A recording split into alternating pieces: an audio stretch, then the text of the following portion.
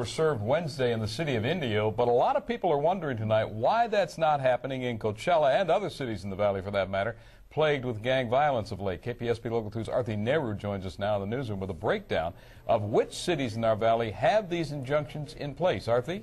Chris, right now there's an injunction that bans gang members from meeting in certain areas in Desert Hot Springs, Cathedral City, and Indio. Other cities with known gangs like Palm Springs and Coachella don't have them.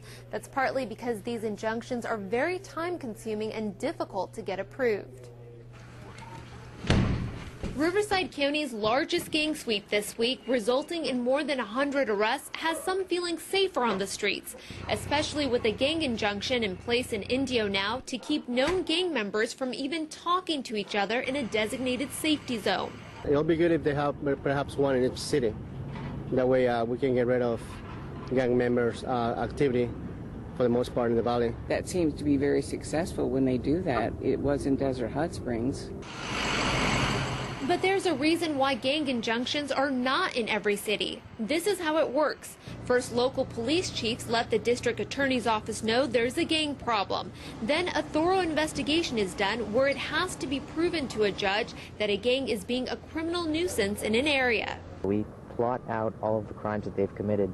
As you can see, there's a concentration right in the center of the city here, and that's exactly where we've drawn the safety zone. If we could prove that they were a nuisance through the entire Coachella Valley, then absolutely we'd make the safety zone that large. Typically, gangs are territorial and commit their crime in concentrated areas, as you can see in this map of Indio with the cluster of crimes committed by the Southside Indio gang. And I did ask the gang task force today if an injunction would be considered in Coachella, but the organization is not allowed to discuss any of their future activities. Live in the newsroom, Arthi Nehru, KPSP Local2.com.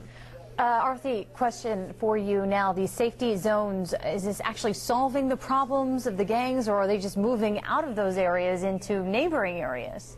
Well, Brooke, it's better to have one gang member on a street than to have four. So according to the district attorney's office, these injunctions are successful because it breaks up a gang's block of power in a concentrated area, basically scatters them, and then makes the neighborhoods a lot safer. All right, makes sense. Thanks, Arthi. We'd love for you to join the conversation on this one. Do you support a gang injunction, even if it only covers one section of one valley city?